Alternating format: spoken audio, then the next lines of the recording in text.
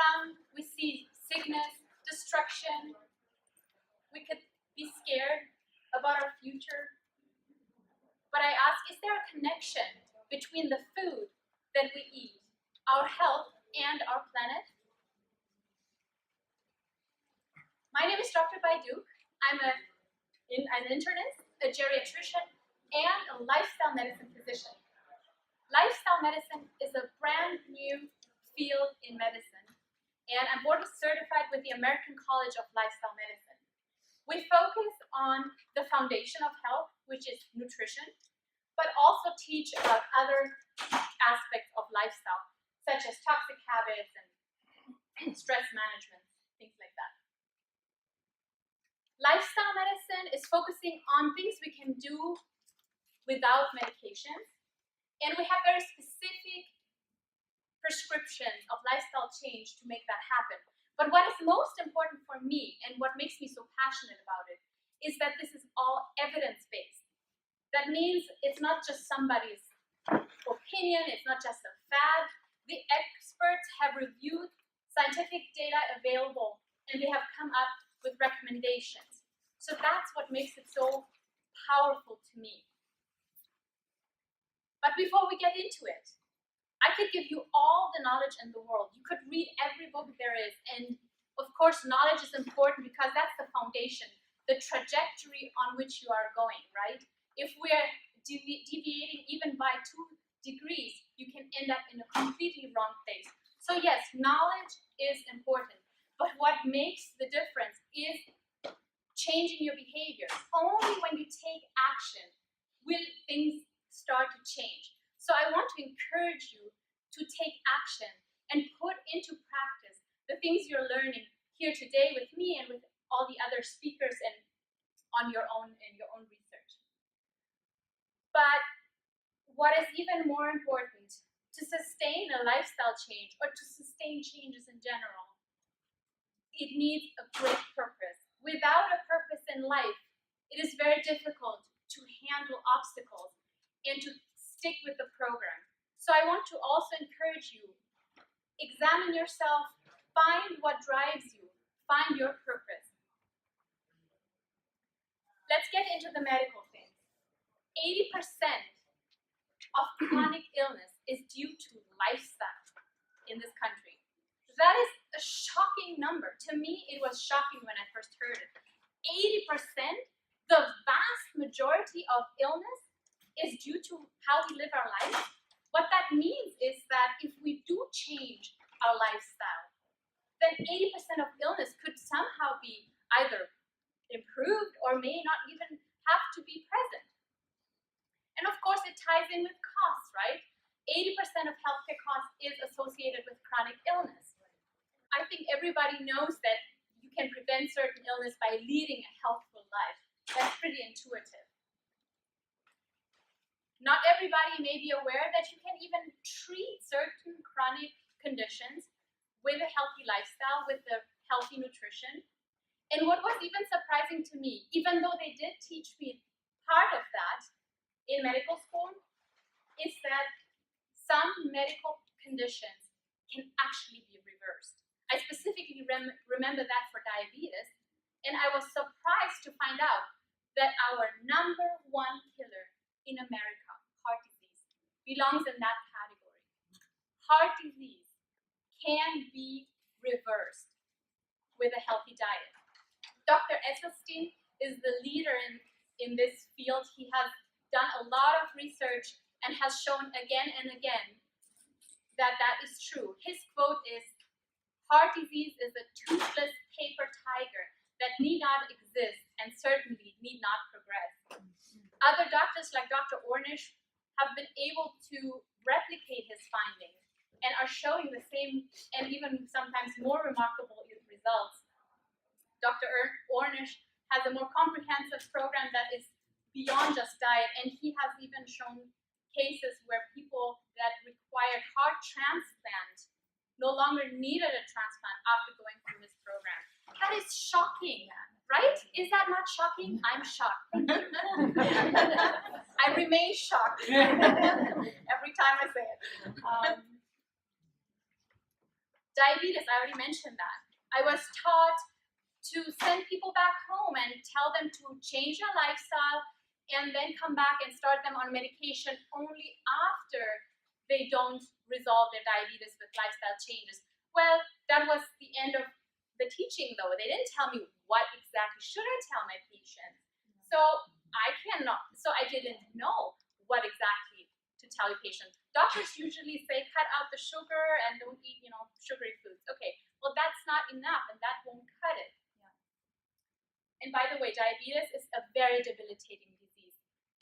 We've just accepted it as normal and part of our everyday life, and yet it leads to so much debility. People needing dialysis. Number one cause for blindness in this country is due to diabetes. People getting amputations of their extremities due to diabetes. People not being able to feel their hands and feet, or sometimes if they feel them, only pins and needles, pain every waking hour, even with high dosages of medication.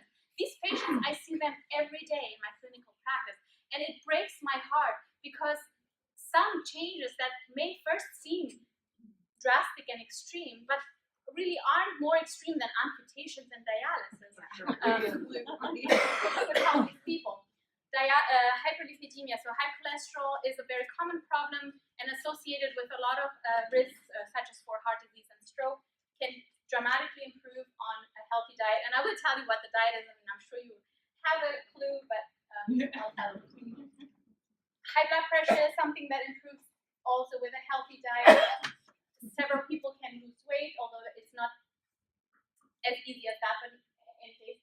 Dementia, my field, I'm a geriatrician, see a lot of people with dementia can be prevented, or early stages can be ameliorated. Of course, an advanced stage is advanced. You cannot do anything for that, but you can prevent it, and it's a terrible disease. Stroke is a combination of many of the things that I said, because most of the things I just mentioned will put you at really high risk for stroke. And of course, but the one thing that we're all so scared of is cancer, right? It's such a terrifying word even, and it's something that nobody wants to hear, that they're dealing with cancer. My husband is an oncologist right here with me, also lifestyle medicine certified since last year.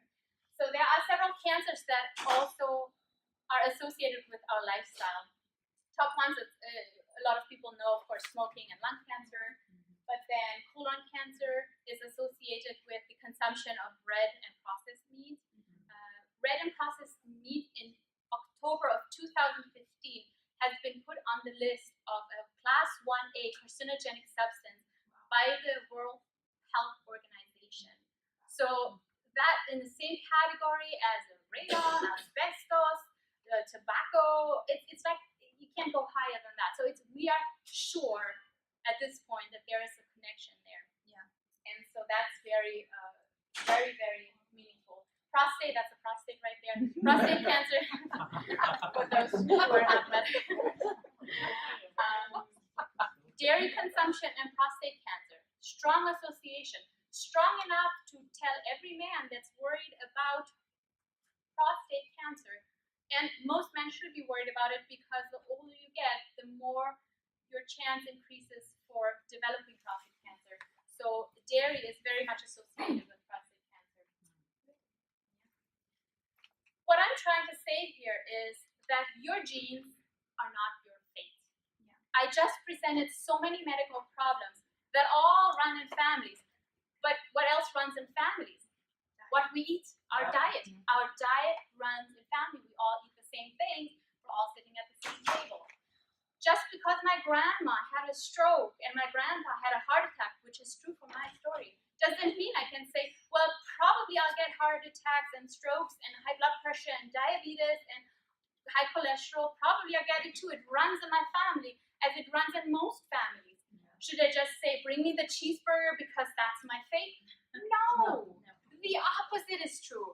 If none of this runs in your family, maybe you are a little bit more protected and don't have to worry as much, although I don't think so, because you can still develop it. Doesn't matter if it hasn't been in your family. You can make sure you get it with the wrong lifestyle. But I should be more careful friends in my family, I have to be more careful with how I live my life and what I eat. So what is a healthy diet? First of all, as I mentioned earlier, it is the healthy foundation. We cannot out-exercise a bad diet. We cannot pop that magic pill that makes it all go away. And it is just what you take it in, it becomes part of your body, right? And of course, we are not surprised here in this context, it is a whole foods, plant-based diet. For patients with heart disease, the emphasis would also be on cutting out oil, as oil is a very inflammatory substance, which is, it breaks my heart too. Giving up all the animal products and also giving up the oil. I mean, this is very hard for sure. I think oil is harder than animal products to give up, but nonetheless, especially if you do have heart disease and active and advanced heart disease or other diseases, giving up oil would be important as well. But nonetheless, whole foods, right? So I will not spend too much time on that because we're also talking about the environmental aspects today. But whole means as close to the food, as close as it came from nature, as unprocessed as possible. Nothing bad has been added to it. All these chemicals in the processed foods, right? Why do they make processed foods? Because they love you so much, or because it's much more shelf stable and you're going to, make much more profit and get people hooked. They are spending millions of dollars in the food lab to figure out what gets us hooked. And that's what they're putting on the shelves, and that's what we're coming back for more and more and more. So we have to break that cycle, and if we stay away from highly processed foods, we can achieve that, and we won't miss it. Nothing good taken away. I like this example with the juice because when we juice something, we throw away the fiber, and I just think it's a good example because fiber is so important for our health, and fiber is something that we are very much deficient in this country. Everybody's worried about protein and all that when you talk about not eating animal products. They will always be worried about protein, but I don't go around asking people, where do you get your fiber from, right? But we are fiber deficient as a nation, and fiber does not get absorbed. So the beauty is that all the nasty toxins from the environment, from the pesticides, all that attaches to fiber in your gut. And even hormones that we don't want to have too much of certain hormones in our bodies either. Hormones attached to, and then it gets excreted. It doesn't get absorbed into your body, so that's really amazing. Fiber is amazing. And yes, of course, it's plant-based, right? In the blue zones, people are eating a predominantly plant-based diet. The blue zones are those areas of on Earth where people, not as an exception, but as a rule, live to be 80, 90, 100 years old and do really well at a high level of functionality and cognitive ability. And they have been studied, those zones. I'm not going to get into too much detail about that today, but they do have a predominantly plant-based diet. Some of them are 100% plant-based, like several of the Adventists in Loma Linda. A lot of them are vegetarian, and some of them that do add some animal products in their diet, it's like 5% out of their calories. So that is a totally different ratio than what other people may consider a little bit of animal product, right? 5% is very, very low. And then people start talking about carbs, and that's always bugs me, and that's why I always like to mention it. On the left side, that's carbs, on the right side, that's carbs too, right? All vegetables and fruit have carbs. Yeah. Carbs, we need carbs. We will die without carbs. Carbs are not bad. As a matter of fact, if you eat half a cup of berries with your meal, your sugar level after that meal will be lower than the person's sugar level that ate the same meal but without the berries. Now you tell me what that means, right? Yeah. It means it's amazing. The complex carbs are not the same as refined sugars. Yeah. They are bound to fibers. They have a structure that's just important and it's different. Oh my gosh. Complex carbs, okay? I love them.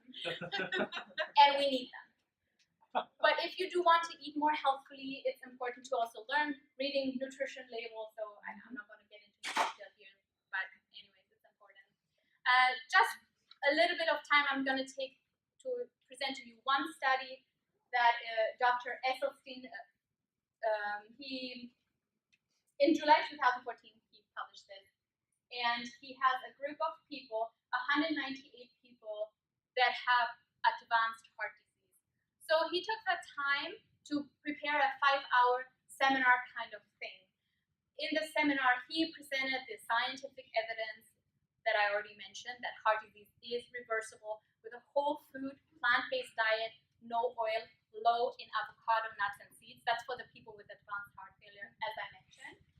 And he brings patients that have reversed their heart disease. He brings his wife and his daughter, who present, who do cooking demonstrations and things like that. And after this 5-hour seminar, they ask the people, okay, do you want to go into the plant-based group, or do you want to continue eating the food the way you have been eating?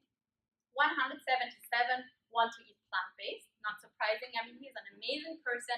His work is amazing, and it's hard not to be captivated by that. So majority of people went with a plant-based group. 21 people stayed with their own previous lifestyle. And what are the results?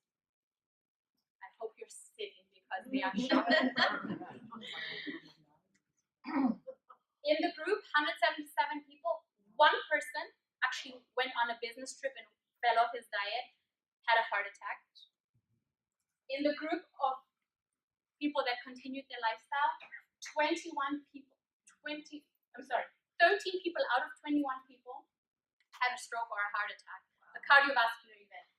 So it's 0.6% in the group with plants, and 62% in the group that kept on eating what they were eating. I don't know how to explain that to you, but this is a shocking difference. In medicine, we get excited about 2%, 3%. What do the oncologists get excited about? 5% difference, right? We get excited for 5% difference. We get excited if it's just double or something. This is absolutely shocking, and should send everybody to the book to read it and to learn about it and to preach about it, right? It's amazing. This is a picture from that study. Up there, you see that there's a little bit darkened area over there where the arrow shows, right? That's before the therapy. After only 3 weeks of plant-based eating, you can see that the ring is filling in. This is the blood perfusion of the muscle, of the heart muscle. After the only 3 weeks of plant-based eating, you can see an objective change in blood flow to your heart muscle? What? And after 32 weeks, that's about 7 months, on a plant-based diet, when they do a cardiac catheterization and they put contrast in, that's basically how the vessels look. The vessel to the left, you can see how it's all narrow and doesn't look so rounded out and not so, you can see kind of the narrowing over there. After 7 months of plant-based eating, you see it beautifully looking the way it's supposed to be looking. I mean, how is not everybody shouting this from the rooftops? Really? We don't have time with the patient. The patient that's healthy comes back once every 2 years maybe. The patient that needs follow-up for open heart surgery, you can see them once a month and bill for them, right? Not that I'm saying that's the thing, but the system as it is as everybody's saying, right? It's a sick care system. We have adjusted to managing disease. We have not adjusted and have not been taught to make people healthy again and to keep them healthy. And that's what is so sad, because it has ramification beyond our own lives and our own species and our own, community. And that's exactly what the ramifications are, because now we're looking at the bigger picture here. How can I, as a physician, care only about people, right? If I have healthy people, but my planet is dying and our environment is in despair, how should I not care also about the environment, right? I don't want healthy people on a dying planet. I want healthy people on a thriving planet. So let's look into this. Let's talk about greenhouse gas emissions. In 2006, the United Nations reported that the greenhouse gas emitted by all animal agriculture is bigger than all transportation on Earth combined. Wow. I'll let that sink in, because that is really, really shocking. Did you know that methane, the greenhouse gas that is emitted by the cows when they burp or fart, that methane has capacity 25 times to about 100 times to capture heat when compared to CO2. So not only their emissions are bad, but their emission has much higher potential to hold heat. And grass-fed cows are even worse than the other cows, by the way. Deforestation in terms of methane excretion. In a report 2002, I don't even want to know what the numbers are right now. It was stated that 7 football fields are being bulldozed every minute worldwide to make room for livestock. And of course, we need room to grow and keep livestock, but we also need the space to have all the grains and all the crop grown for livestock. Yeah. That's about 10,080 football fields every day. I cannot wrap my mind around that number. I don't think anyone really can. What does that even mean? We're just bulldozing away. 75% of the Amazon rainforest has been bulldozed for animal agriculture. Once we're done with all the forest, what's going to change CO2 into oxygen, right? The plants, we need them. These are our lungs. We need the kelp in the oceans. The oceans are dying too. I'll get to that in a moment. So positive on outlook, right? So, anyway, it's always doomsday with me. One of my friends says that. But anyways, we need the kelp in the ocean. 75% of oxygen is being made by kelp from the ocean, and 75% and the rest by the forests and stuff, and 75% of CO2 is being transformed back into O2 by the forests. So there is a working together there, the kelp in the ocean and the forests on Earth. But we cannot just bulldoze it away. If we're without forests, then we cannot breathe anymore on this planet. Just as a number there, 2 football fields can yield food for 1 person on the standard American diet. How many people do you think can be fed of the same area within the same time frame? 14. That's pretty remarkable. So we are worried about world hunger. We are worried about people not having enough resources. What is really, really heartbreaking to me is that they have all these crops in these third world countries. They have crops there, cheap crops, that they then harvest and ship over to America to feed to livestock. Meanwhile, in the streets of that city next to the crops, children are starving and dying. Yeah. How is that right? It's not. Now let's look at water. 2.5% of water worldwide is only fresh water. And we need fresh water to live. That's the water we need. Sure, they have very fancy and very expensive ways to filter out dirty ocean water to make it drinkable. I'm sure they have that. But when you use those technologies, you will need to pay that price. So is water now something that's a privilege? Actually, sadly, it is, because not everyone in the world has access to clean, fresh water. And of the 2.5% of fresh water that is in existence, 1% only is easily accessible. The rest is frozen in glaciers and snowfields. So let's look at, make the connection here with the animal agriculture. A cow, whether that's a dairy cow for milk production, or whether that's a cow for, to get beef out of it, she'll drink about 23 gallons of water per day. Then I couldn't find the number of how many gallons of water it would take to irrigate the crops that the cow would eat all her life. And by the way, just remember, when we eat cow, we don't eat like the bone and the tail, and the skin is not for food either. So teeth and brain and all that, right? We eat only some aspects of it, but the cow has to still grow all the other parts of her body, right? The other thing that's a hidden number that is not easy to and not obvious to see is the factory farmhouse flushing system. That was a real shocker. 150 gallons of water will be spent per cow per day in those factory farm flushing systems. That is actually from the USDA's own handbook, published in 1992. Who knows how much it is now? I don't know. But that's a lot of water for a cow. So if she drinks 23 gallons, 150 gallons per cow per day, that's already 173 gallons per cow per day. So I did the math. What does that mean? An average dairy farm has 475 cows. And with these calculations, you'll use 82,175 gallons per day. So that's equal to 4.6 average size pools per day. That's just being wasted over there. We could use this water for other things, for people who don't have water, for starters, right? Yeah. Children that are starving and not drinking water. So some calculation. There are several calculations on how much water does it take to make a pound of any sort of product, but let's say a pound of beef. This 1,800 gallons for 1 pound of beef is actually a more conservative estimation. There are some out there that say 2,500 and even more. So I guess it depends on how you look at it, but I decided to take the more conservative one because even that one is really, really high. So what else could you do with 1,800 gallons of water?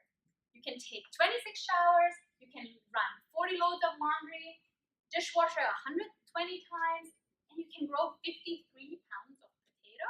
Wow, that's really amazing.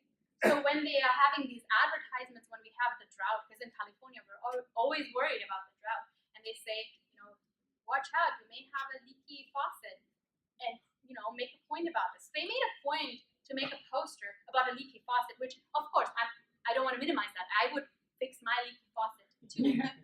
But how much more would the impact be if they could make obvious how much water goes into the production of animal products? If that was more publicized, maybe more people would think about it and say, you know what, yeah, I can save some water by not eating animal products 2 days a week, or anything helps. Vegan Wednesdays, that's fine. Meatless Mondays, that's good. Anything helps. Yeah. And the more you get into it, maybe one day you realize that you really didn't need all these animal products to begin with, because you don't. And we save those resources. So 12,000 gallons of water.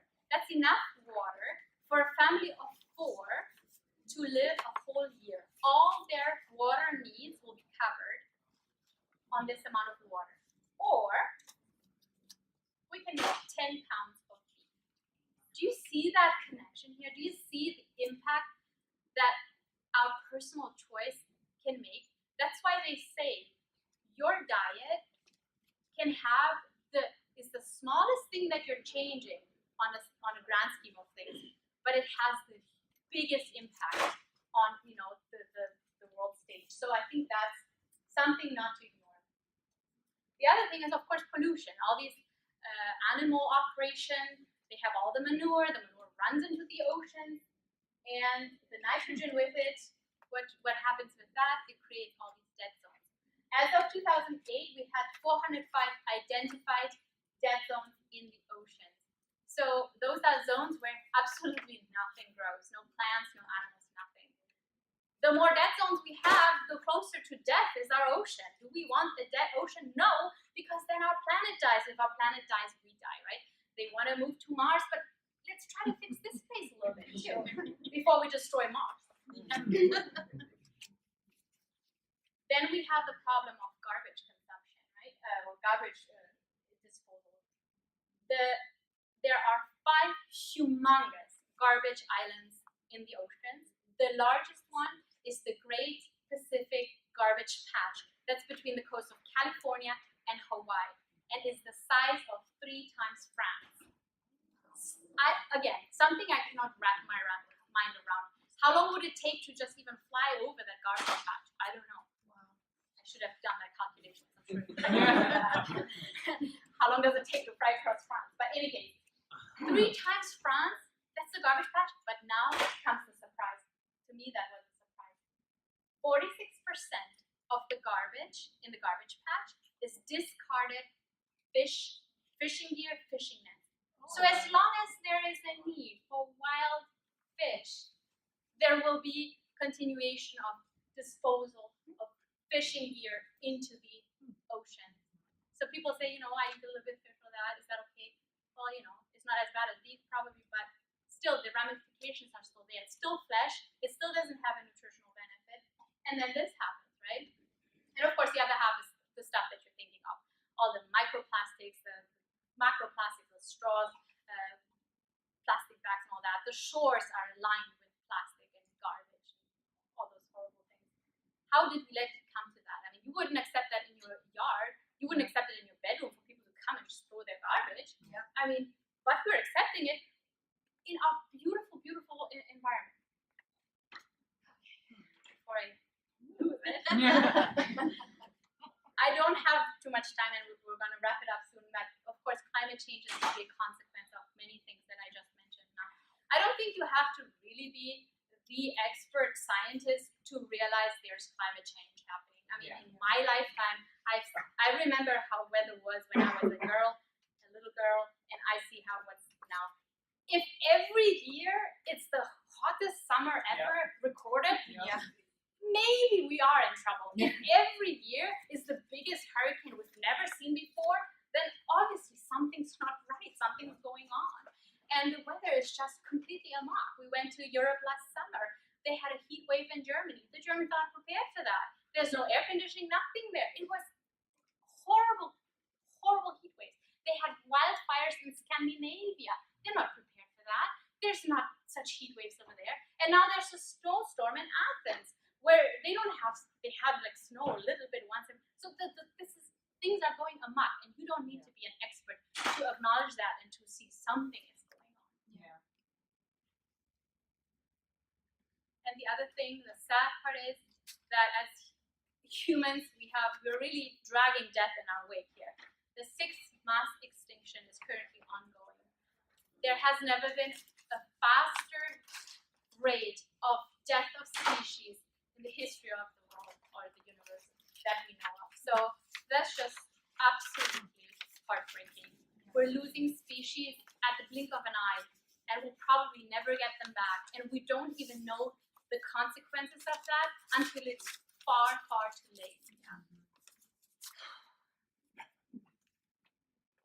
But then people say, oh, I can afford it. And, it costs money to be on a plant-based diet. You say you can go vegan. And I say, well, rice and beans are not that expensive. And the truth is that one way or another, you will pay. You'll pay with your health, or your life. And the other truth is too, yes, meat products or some, fast food may be cheaper from out of your pocket. But when you have all these illnesses and you pay all these co-payments for medications and the sick days that you're not getting paid for and all that, that amounts to much, much more money than the healthy diet would have amounted to. And the other thing is, all these products are also being subsidized by the government. So if we had to pay what actually it would, what it actually would cost to make the meat or the milk, then much, much less people would consume that. Because, all this water that goes in, all the resources that go in, right? It's just, if a steak was $200, well, I'm sure I don't have to tell anyone to eat that steak. They'll eat that steak, I'm sure about that. A small thing on moderation, it's something that I just always like to mention at some point. If I take a hammer and I hit my hand here, I'll get a small wound, and if I just keep it clean, don't touch it, nothing, what happens, it just heals itself, right? It's just gone and I'm fine. If I take that hammer and 4 times a day I hammer and hammer, then of course the wound will have a hard time healing and it will eventually get infected. The infection goes into my bloodstream, I may die from it. Now somebody is smart and comes and says, why don't you hammer in moderation? Oh, okay, I'll hammer only 2 times a day.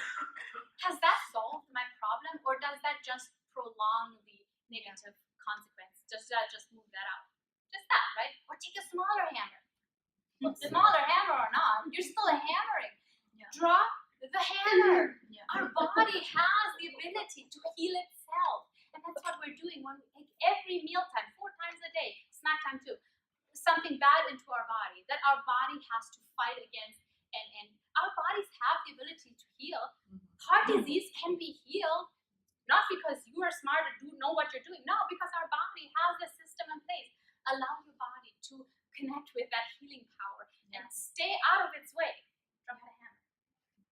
Okay, in the long run, what keeps us successful?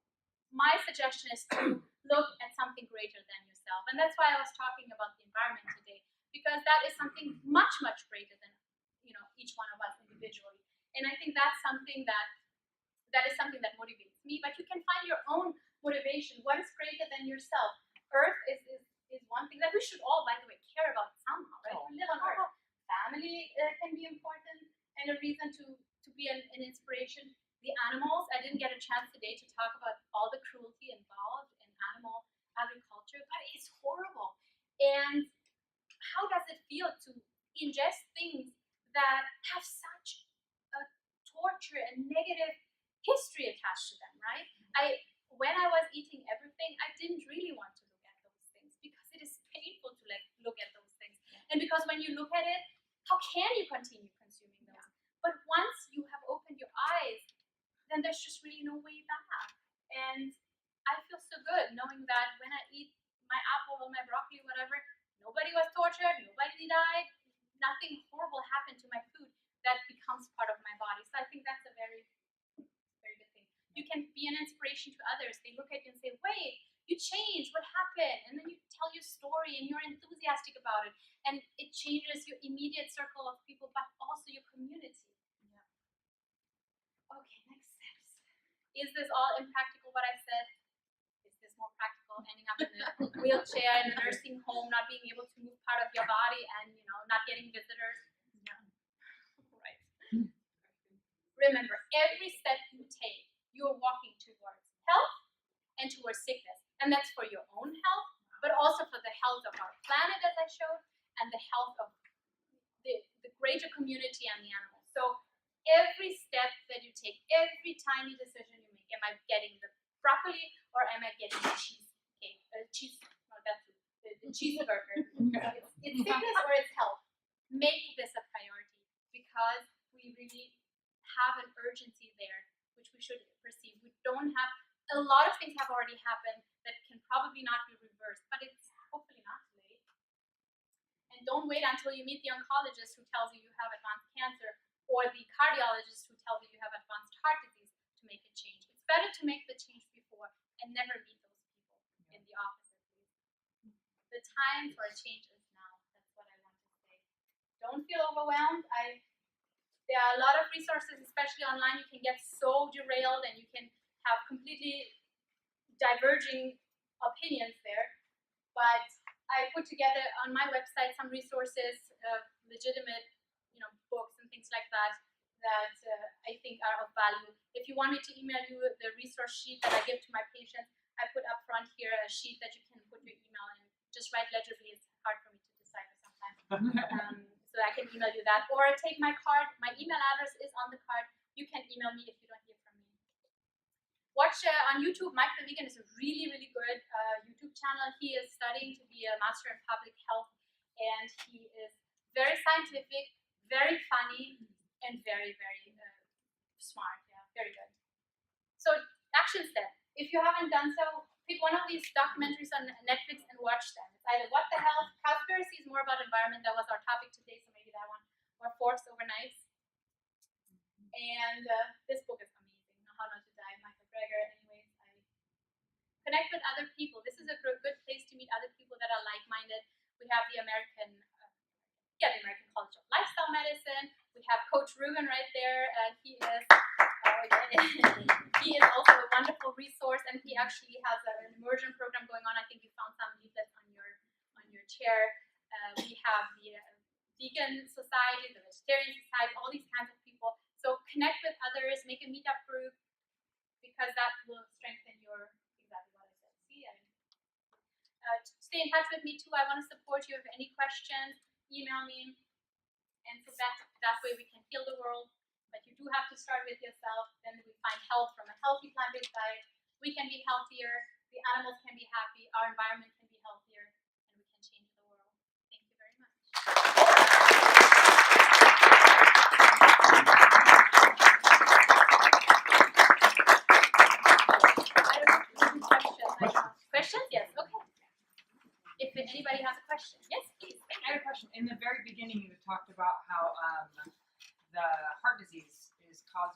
meat. Does that mean that if you're eating poultry, that doesn't go towards it at all? I think I was saying about the colon cancer at that time, but nonetheless, it's still associated, so no problem. Poultry is chicken is the #1 source of cholesterol intake in the American diet. So cholesterol, you can find it only in animal products, #1. No plant has cholesterol. So cholesterol it's very inflammatory, the pathways are as such that it just promotes and makes worse heart disease. So chicken is no better than, people like to think it's better, but it's no better. Yeah. Yeah, it's no better. Especially because you do, and then people think it's healthy, so they eat more of it. Yeah. And that's even more of a problem. It's like, oh, this is healthy, so let me eat 5 chicken. Chicken or chicken? Chickens. Sorry, I'm not American. Okay, any other questions? So you talked about eating in like people making any kind of difference with like meatless Mondays or vegan Wednesdays. So if you're still eating maybe like 2 or 3 times a week on a non-plant-based diet, how does that affect? Is that kind of in regards to the hammer that you talked about? Yeah, so things are kind of healing, kind of okay, it's almost healed, and then the little hammer comes again. So honestly, you also are putting yourself in this mindset that, oh, today's a special occasion, I'll take some, or wow, yay, I have a birthday coming up, so I'll take. You make it special, the animal product or that product. With this example in mind, right? It's something that is kind of keeping you hooked in your mind. So you're not really free of it. That is the one concern I would have. Sure, with the hammer, I'm thinking. That would still be better than eating it all the time every day. So that anything is better than eating it all the time every day for sure. But if you put yourself in that mindset, then how often do we just get excuses again and again? Oh, today I'm tired. Today I deserve it. Today I'm sad. Today I'm happy. Every day there's a reason to cheat on your diet or so forth. So for me, when I looked at animal cruelty and I saw what's happening there, it took away every piece of willpower issue that I may have had, because I just see that piece of animal product, whatever it may be, somebody is offering it to me, and it doesn't take me any willpower to say no, thank you, because I just know what's behind it, not only for the environment and my own health, but also for those animals. And then it's just and so you're doing yourself a favor if you get yourself there. But everyone is different. Some people can do overnight. Some people need a transition. So whatever anyone needs, everybody has their unique story. But as long as we're like looking at it and not giving up and moving in the right direction, I think that's already a success. Yeah. Thank you. Yeah. Another question. You are so wonderful. If anyone has questions, please interrupt me. So you talked about when people offer you stuff, and how would you recommend communicating with people without sounding like an elitist or sounding, trying to communicate to them in a way that maybe makes sense but doesn't push them off of the whole idea that good question. Good question, because some people think that like vegans are antisocial or elitist or something like that. When somebody doesn't know me, because anybody that knows me knows what I'm eating, so but anyone that doesn't know me, if anybody was to offer me something, I would probably not even explain anything at that first interaction. I would just say no, thank you, and then maybe they will say something else. And then maybe if they keep on offering me something, I would say, I'm vegan. I don't eat that. And then it happens to me all the time. I don't know if that happens to other people too. They usually ask, so why are you vegan? What's going on? And then I go into this amazing, because this is just so amazing, all the benefits and all the story behind it is just so full that I just get really captured talking about it. People usually engage in conversation with me, and I don't think I'm off-putting. I'm not trying to put anyone else down, so we should not feel better about ourselves compared to others, because everyone has their own story, but trying to be as non-judgmental, but everyone has their own right. Like, I have a right not to consume animal products or use any animal products. They have the right to do otherwise. I don't have to judge them, and they don't have to judge me. So, What's your opinion on superfoods and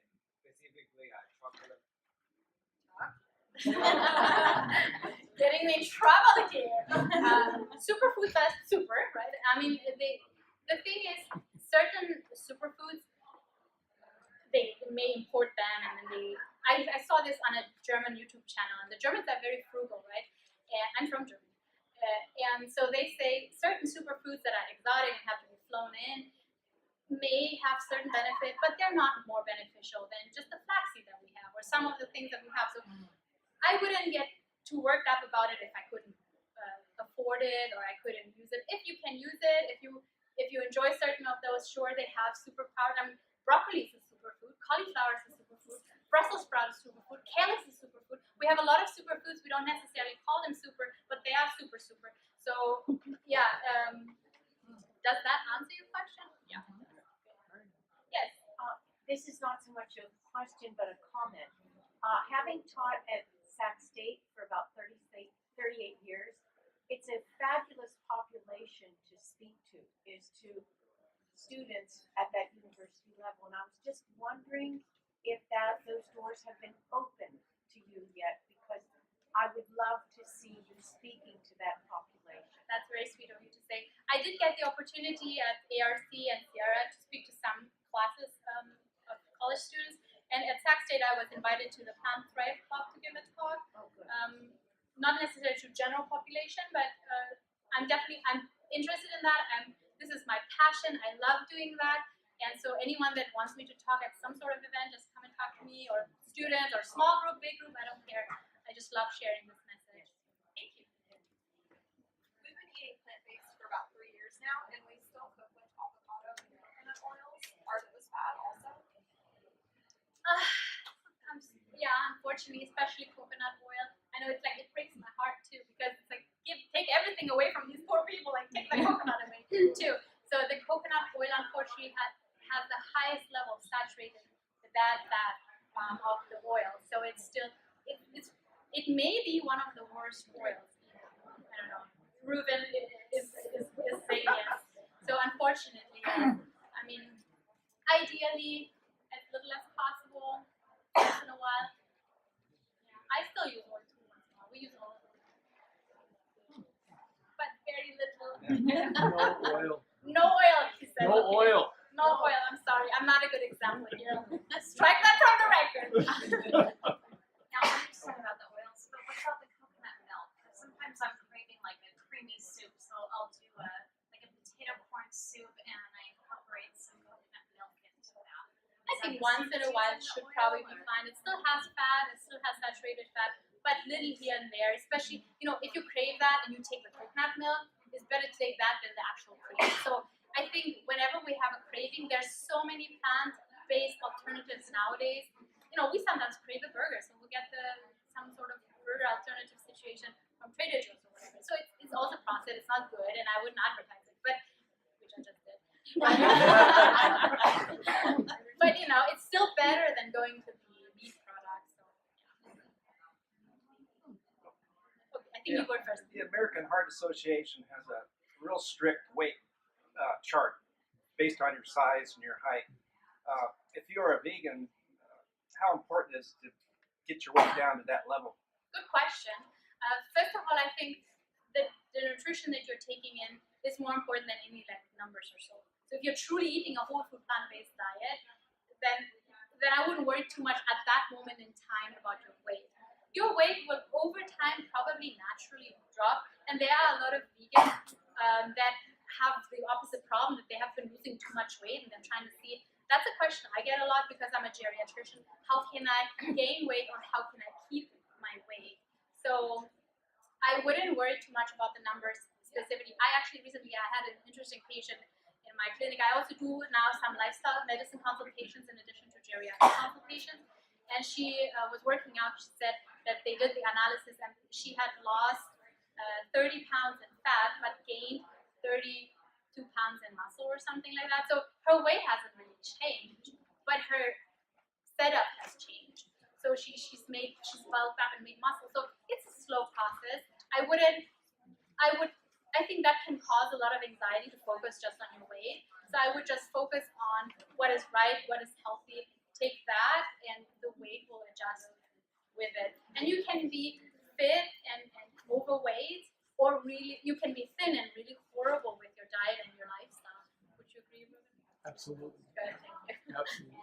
Yes. You kind of touched on a little bit, but for somebody who isn't vegan, of course, but eats mostly fast food, doesn't consume any vegetables anyways, and then they transition to a vegan diet, but now they're technically eating the same way where they're not eating vegetables. A lot of the vegan food products that they eat are processed, like Gardein and a lot of these products. Is it really still that much more beneficial, even if they're still in that direction? I still think that it has multiple benefits. One thing is the environmental aspect, because you see how that still impacts it. If you're eating the Gardein burger, you haven't killed the cow, and the gallons of water didn't go into the cow, right? So for the environment, it's better. The animals didn't die, that's better. And then still, there's zero cholesterol. Even the junkiest junk food in the vegan category still has zero cholesterol. And of course, time, running out of time. Okay, this was the last question. So, now I'm totally off. But Zero I cholesterol. think, personally, I think it's better to be a junk food vegan than an omnivore, but it's maybe just a bridge. And learning about it, and then learning to adjust your taste buds, because everybody can learn to like anything, and you will not miss anything from your past. And most vegans say, I do regret that I had not started earlier. So I think let's close with that.